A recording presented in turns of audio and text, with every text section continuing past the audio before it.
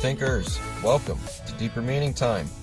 This is the Thinker series and the mini-series Altered Mind States.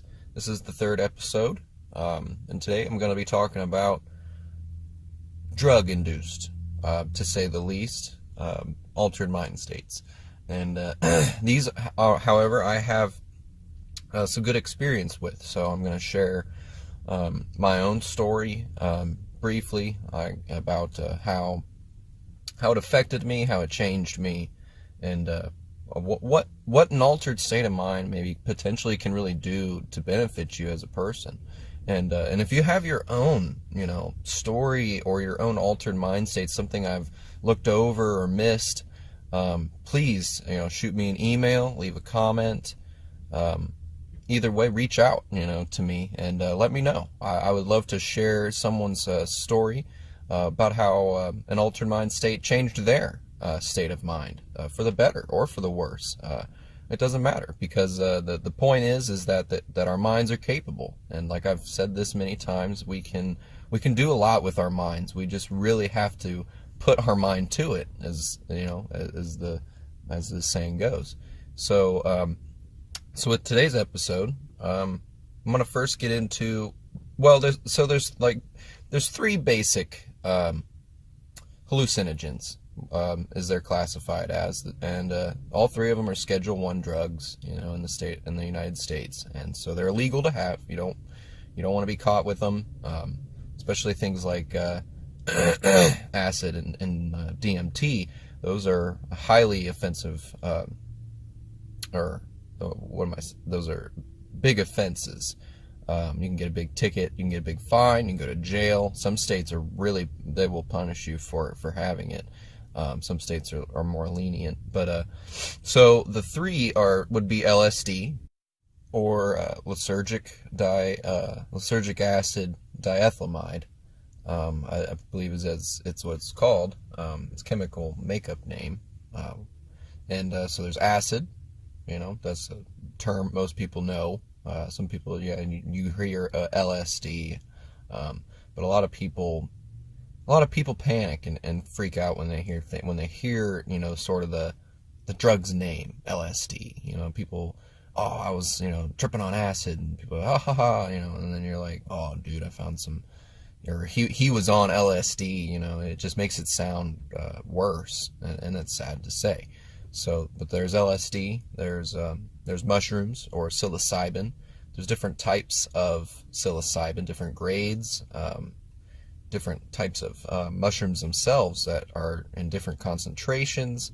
The effects are different. And then the third is DMT, and DMT comes in the form, it comes in multiple forms. It can be synthesized into a smokable, free-based powder. Unlike shrooms and acid, DMT you smoke, and but that's the difference, is that there are multiple types of DMT. There's ayahuasca. There's peyote isn't the same. While peyote isn't the same, it's still in the same realm as DMT. You get a very similar effect between peyote and DMT. Peyote may be more just like straight up hallucinations, instead of DMT really, as they say, it's the spirit molecule, and DMT will take you to another realm. And so I have plenty of experience with all three, with DMT, with acid, and shrooms. I've micro-tripped a lot. Micro-tripping is actually something really cool that people do with LSD. I didn't know existed until I had, a couple years ago, read an article about different entrepreneurs and people that work in the Silicon Valley. They, in the big tech lands where the big tech companies research and develop new things and think about new things. And so they basically, I'm not sure who it was that started it, but basically somewhere someone read about the effects of LSD in small dosages on productivity. And so some people in the Silicon Valley that worked and stuff, they started microdosing, and microdosing had already been given. People were already microdosing to relieve things, or psychotic types of things, like a mental illness like anxiety or PTSD. They would go and sit in a room, with an actual doctor, a psychologist, or a therapist, and they would sit there in a comfortable environment, and they would partake in LSD, or they were given it in small forms to go home and enjoy. And the point was that through micro tripping and micro dosing, they are, and we're talking, this. So when you're doing acid, for those of you that haven't and are interested in hearing about how, all about it. So acid comes typically in little tiny cardboard squares, about 1 centimeter by 1 centimeter, or I think it's 1 centimeter. Maybe it's no. I might be wrong. They're about a quarter of an inch by a quarter of an inch is a better way to put it. I don't really know centimeters that well. So they're pretty small, little squares of cardboard. And on the cardboard, somewhere down the line, someone that had synthesized LSD just took a dropper and dropped some drops of a pure, concentrate solution of LSD onto these squares. And depending on how many drops are given, depends on the number of micrograms within each square. And on average, I believe most LSD is in between like 100 micrograms to 150 is typically what you'll get whenever you get a hold of it. It's and then when you take it and you cut it up, this is what I do. This is what I've done in the past for microdosing. People in the Silicon Valley, somehow they obtained pure, bottles of it that they could drop onto sugar cubes and stuff. So they were doing it a little differently for microdosing as I would. And but I was taking each little cardboard square, and I would cut them up into 3 rows, basically into these little 16th inch probably little columns. And so, but in the end, you get about 9 little squares out of one piece. And I like to take 2. I started with 1, and the effects were barely noticeable. And so by taking another one, I finally, then it really pushed it over the edge. And so I started, okay, all right, 2 is the main good number. And I've done it multiple times. Gone out in public, you're very sober is the interesting thing about it. More sober, really, than normal. I mean, granted, depending, if you found someone that if you found a sheet, or a square or whatever that one hit that had 200 micrograms, or more, then you might just want 1. Then you might not want to do 2, to keep yourself in this spectrum, I'm going to call it, of this levels of microdosing. And so with the acid, when you cut it up like that, it doesn't give you the full effect. You really absolutely need the whole thing. And so to microdose, you can you cut it up. And I was taking the 2, and it is like I was saying. I had lost my train of thought. I'm back on track now here. It's very sobering to take like that. It just opens up your mind. You don't really notice anything. You just feel happier, and you can feel more things. Just driving down the road with a buddy, I was just looking out the window, looking at the trees, and I'm like, man, those trees look incredible. This is beautiful. And it just makes you think about the world, and it makes you think about your life, and it does actually definitely inhibit productivity, or not inhibit, but whatever the word is. You guys know what I'm trying to say. So the productivity is very much there. You could easily probably do it, at your day job. If you probably if you sit at a desk. I mean, I work with my hands more as a construction type of worker, so it might not be as beneficial for me. I feel like I would sort of not think about things. I might be completely wrong though. I might it might really be beneficial, and it would help me, focus and get things done. But so microdosing is really cool. But and that's something I recommend, because it can just absolutely change your mindset, and you don't even need to take a whole, that's the thing about some of the people that have microdosed medically, and it worked, just in a sense that they were happier, and they realized that there was more to life than them being, upset or whatever their issue was, or their concern. But so I recommend it. I also recommend doing a whole square, because an acid trip in itself really, and I've heard from multiple people that, taking acid, shrooms even, well, all three of them, shrooms, acid, and DMT, it can alter your mind for the rest of your life, which can be a scary thing, to people that don't really know much about this, or, have never tried it. It could be a bad thing. So you really, and it has all to do with you though. It has nothing to do with the drug. You have to go into it with a state of mind already willing to experience more. You can't just be like, oh, this is my fix. I'm whatever, I'm just going to go do some acid. No, you'll probably come out of it with a really bad experience.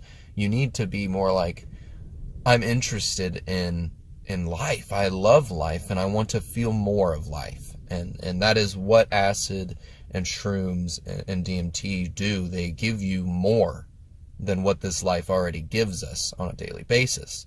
You have to be willing to understand that and take in that knowledge of there is more than what you normally deal with. The people that go into it with just I'm going to go do this drug, I'm going to trip balls, and you don't really, you don't get its effect.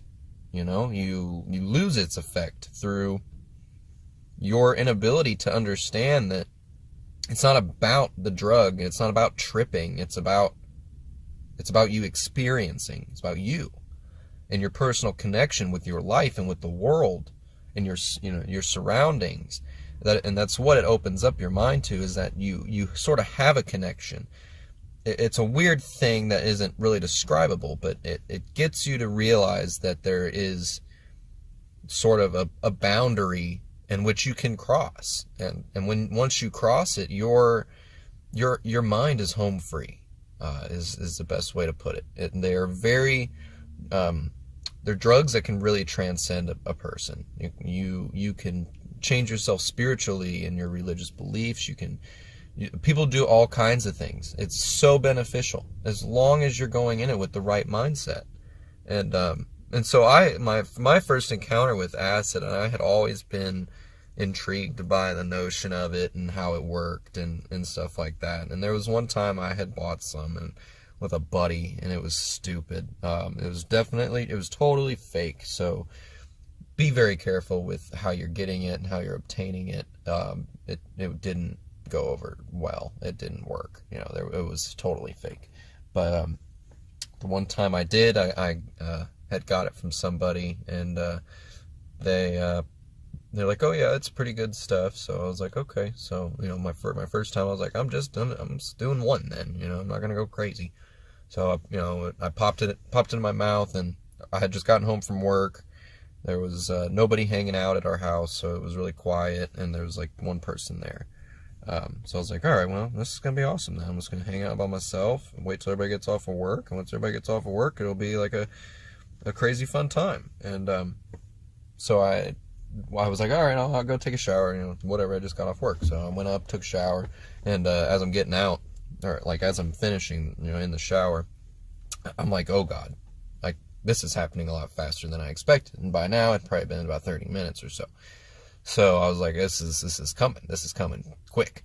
and I could feel it in my feet, and I could feel my legs starting to tingle, and sort of a numbing sensation sort of flowing over me as sort of my mind and my brain were being sucked into this other world, and I was being drained from the current life. You know what I'm saying? It was an interesting feeling. And so I moved from that bathroom with the shower to a different bathroom where I was getting ready.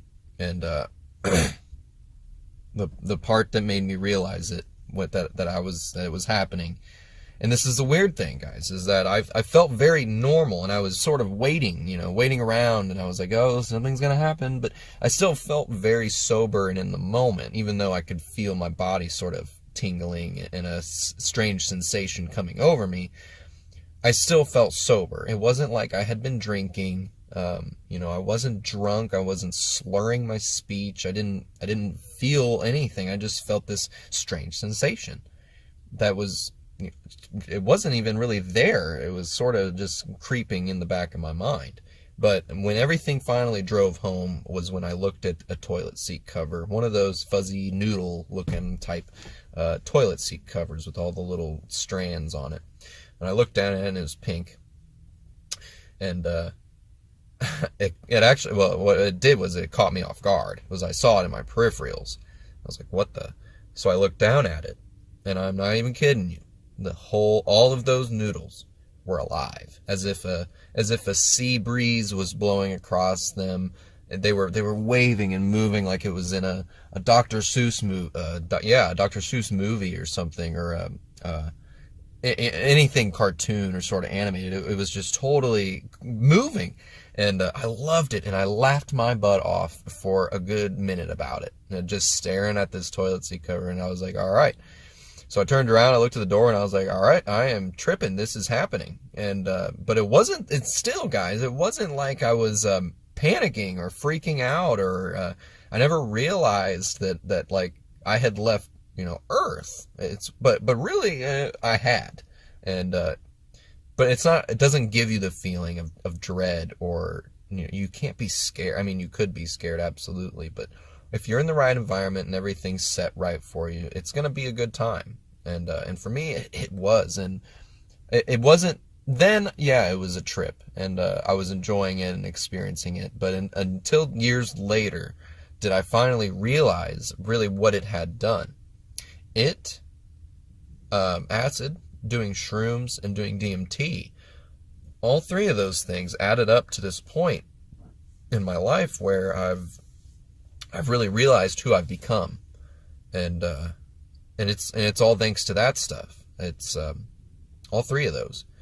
They opened up my mind. They gave me that altered state, and that altered state I was able to take from it this incredible experience and realize that there was so much more to us, to Earth, and what's around us. And so I definitely recommend that if you haven't done it, and maybe there is no means for you to try it. That's why I gave natural altered states. There's options out there. There's things you can do to achieve an altered state of mind, to realize there's more with or without drugs. But doing things like acid and shrooms and DMT, peyote, they all have an experience that you can take from. And the same goes for not natural states. But it all, again, has to do with you and what kind of mindset you are in. And that's kind of the big thing here with Deeper Meaning Time is people understanding that they're capable of more, that they're capable of something, and their mind is capable of something that they didn't think existed. And DMT is one of the ones that, for me, absolutely changed me, and changed me for the better, I believe. I think I'd be a completely different person had I not done it. And when I took it, I experienced something I didn't know I was going to experience. I went into it very, very blind, and knowing that it was capable of doing some crazy mind-altering things to you. So I was just intrigued and interested in what it was going to be like. And so I did it with one other person, and we shared a reasonable amount that should have been enough for both of us to achieve the same state of mind. But how we took it ended up being that I got majority of it, and she got less, and so she didn't have as much of an experience as I did. But from the moment I took it and I breathed in, as soon as I exhaled, I went to take one more. I passed it to her, and then in my eyes, I couldn't even control this, guys. There was no controlling it. I don't even remember anything. My eyes went, I don't know. I must have just laid my head back on the couch and just disappeared. And guys, I was not asleep. I did not pass out. I didn't dream. I didn't have anything. Nothing occurred that I've ever experienced and will ever experience in my life, except for what happened that moment. And I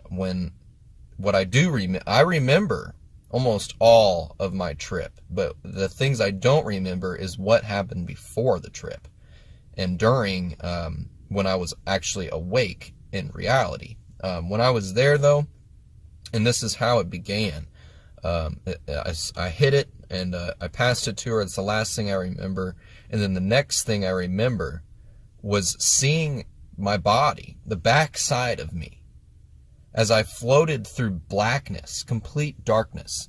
But there was, somehow there was a light on me, or something, or my body was glowing. Maybe I was just glowing.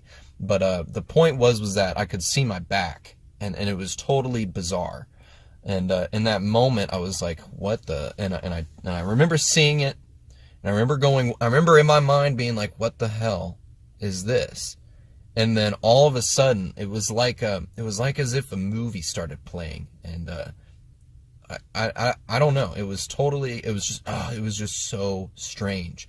So it was like the camera, right? So I'm looking at my back, and then it zooms in to my head like really fast, and then in my mind, that picture was gone. And so what I was seeing next was this movie reel, in a sense, and it was just picture after picture after picture and scene after scene of things that I have never experienced in my life, things I've never ever even seen before, like pictures that in my mind it completely made up, or something was showing me pictures that I'd never seen before. Things of real things in the world, on planet Earth. Things like the pyramids and the Sphinx. And I was seeing all these different, and guys, this is before deeper meaning time, way before. We're talking like 6+ years ago now.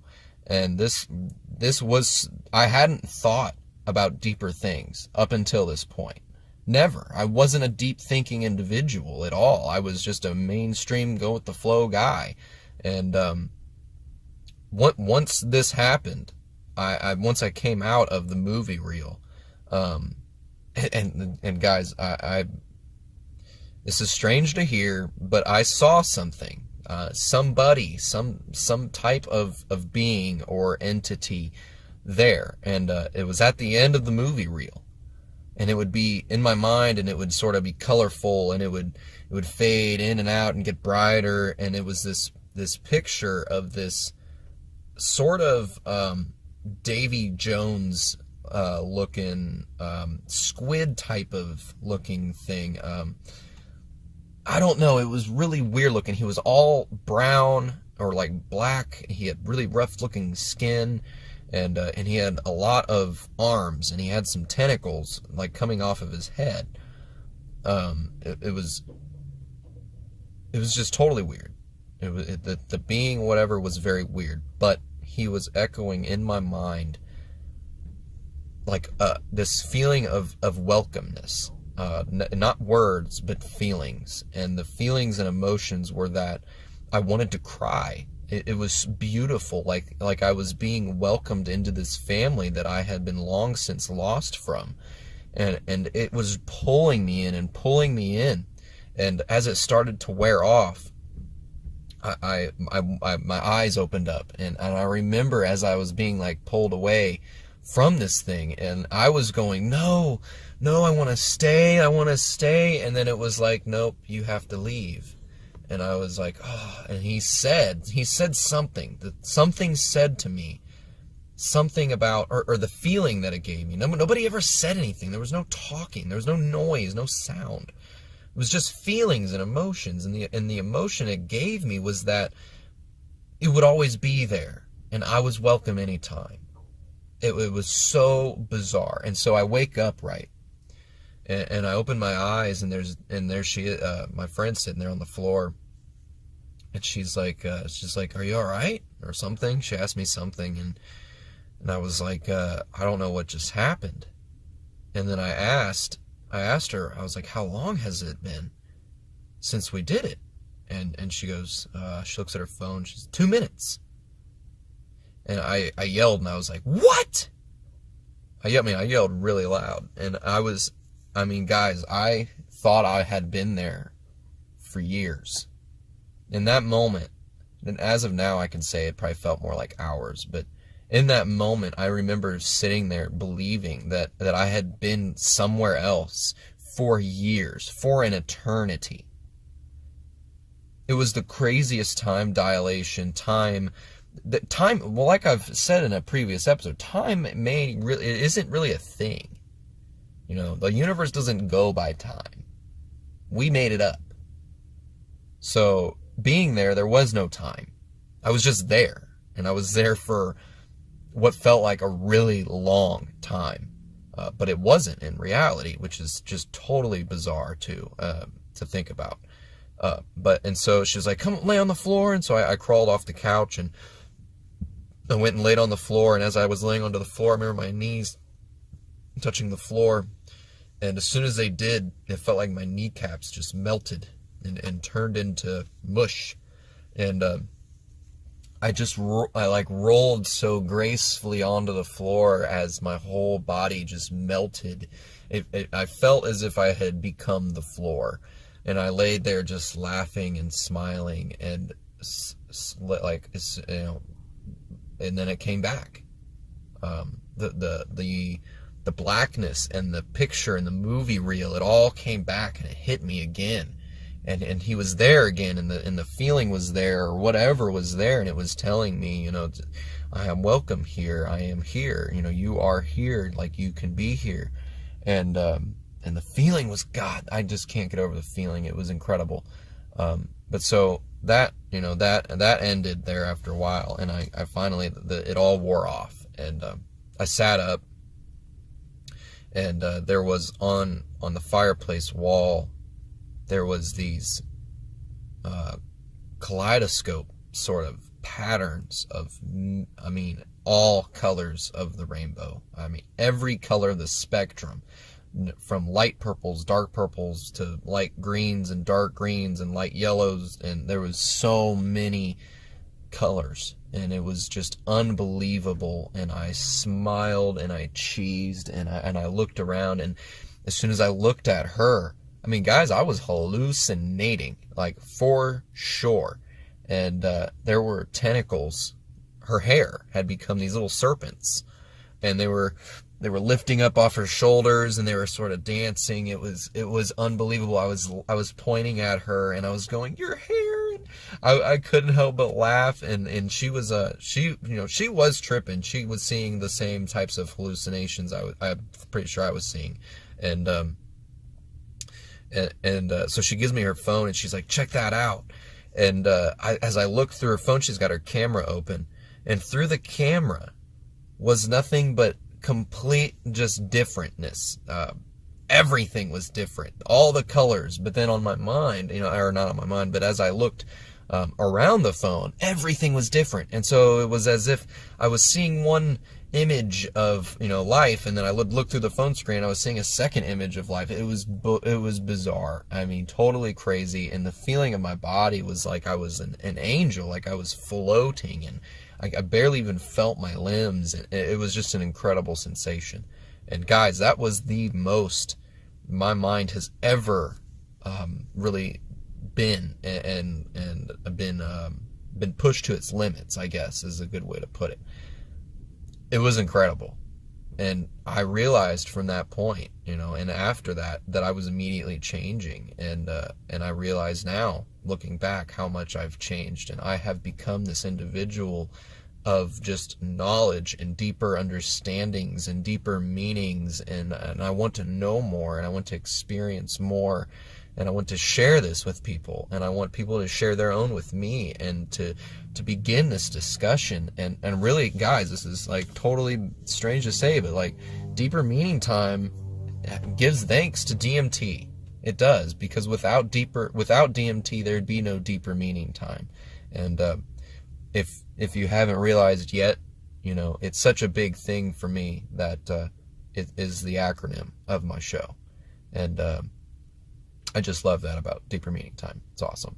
So I hope you guys like that too. It's a pretty cool little thing. So with having all these experiences, it has developed me into a mind that is more capable of understanding things that I didn't think could be possible. I've come up with ideas and solutions and different little theorems, and I've come up and wrote down all kinds of things, and it's all because I've enabled myself to think deeper. Some people don't need this, don't need any of this. They already do that. They already think deeper. But there are a lot of us on this earth, and then there are also a lot of us that don't really care. But the thing is that there is things to care about. And if you just spend your life working and watching television, and working and eating and sleeping and watching television, you're missing out on what this life has to offer us. And at the same time, you're making it as such that our future isn't going to be as advanced and as good as it should be. And that's in my opinion, that we all need to have sort of this understanding of deeper meanings, and to know that there is more to learn and more to experience. All of us need this, because that will help all of us come together as a collaboration in years to come, to transpire ourselves into I don't even know what to call it. Like we all will transform this world and this life into something amazing, something that is really worth our experiences here, because we're all capable of this, guys. That's the point. That's the point to the show, and that's the point to discussion. We're capable of more. We are able-bodied. We are able-minded.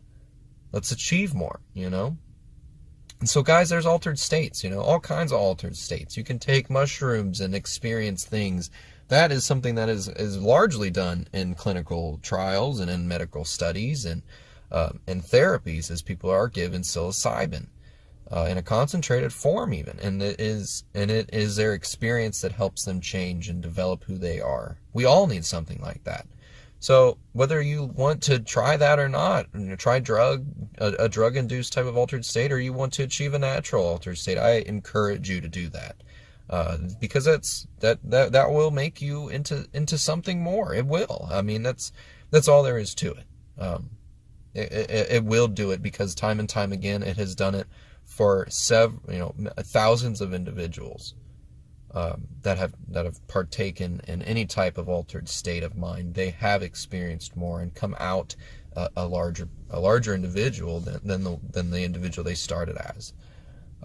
So yeah, I mean, guys, and you don't even need any of this. Just sit around and think.